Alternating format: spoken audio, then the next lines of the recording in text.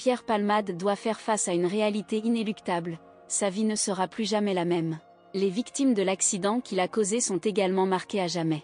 Le 10 février dernier, l'artiste a été responsable d'un accident de la route qui a engendré la perte tragique du bébé que portait une femme enceinte de 27 ans, ainsi que des séquelles graves pour un petit garçon âgé de 6 ans et un homme de 38 ans. Sous l'emprise de stupéfiants au moment de la collision, Pierre Palmade est aux prises avec ses addictions depuis de nombreuses années, un combat qu'il avait évoqué ouvertement dans plusieurs médias. En 2019, lors d'une entrevue avec Le Parisien, Pierre Palmade avait partagé ses expériences avec l'alcool et la drogue, soulignant qu'il lui avait offert la liberté d'embrasser son homosexualité sans jugement, lui permettant ainsi de s'amuser sans entrave. Malgré une apparence respectable en tant qu'humoriste à succès en journée, il avait admis avoir développé une dépendance à la cocaïne à force de fréquenter les boîtes de nuit. Il avait cru à tort que la drogue était un médicament, alors qu'en réalité, c'était un poison qu'il avait piégé.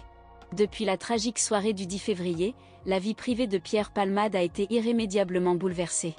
Pourtant, il avait déjà dû faire face à d'autres démons dans sa vie, notamment la perte de son père. Alors qu'il n'était qu'un enfant de 8 ans, son père, un médecin obstétricien et chef de clinique, avait perdu la vie brusquement dans un accident de voiture. Dans une interview accordée au journal Le Monde, il avait exprimé son incompréhension face à ce départ soudain et définitif. « J'avais 8 ans. Je n'ai pas compris ce non-retour. » À l'époque, la mère de Pierre Palmade avait choisi de ne pas autoriser ses 3 enfants à assister aux funérailles de leur père. Le choix de sa mère de ne pas permettre à ses enfants d'assister aux funérailles de leur père a eu un impact profond sur la vie de Pierre Palmade. Pendant longtemps, il a été affecté par cette décision, se demandant comment faire face à l'absence de quelqu'un qui ne reviendrait jamais.